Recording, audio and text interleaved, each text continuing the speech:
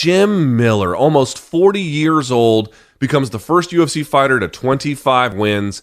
And BC, this is an easy one. He got it in 23 seconds. Open question. Getting your 25th Octagon win, granted against some circumstances, which we'll talk about in just a minute, but just on that level, just for Jim Miller, what does this say about him? What does this mean? It means that, Jim Miller may have never become a champion, which is true, and probably won't be.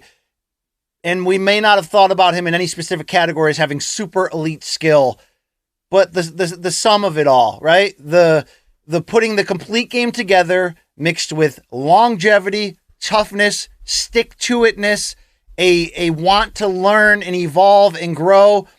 It's weird. It's different than somebody who's like former champion, slam dunk, Hall of Famer. And I know there's actually a lot of Hall of Fame talk. Dana was even asked about, people are already sort of saying, hey, Jim Miller secured his shot in the Hall of Fame. I'd actually argue that, but separate from that, what did we learn here, Luke?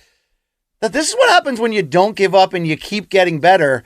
I'm so glad that he's getting a victory lap at the end of his career where he's setting records, and every time he's on the card, we do this dance right here.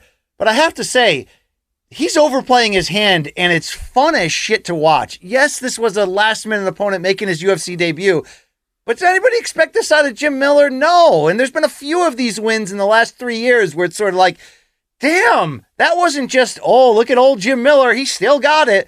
Like, he's coming through with some of the better performances of his career. People age differently. Some get to 3,000 hits, Luke. Yeah, I'm looking at Craig Biggio without being considered at any point like a legitimate MVP candidate or one of the greatest of all time, but they end up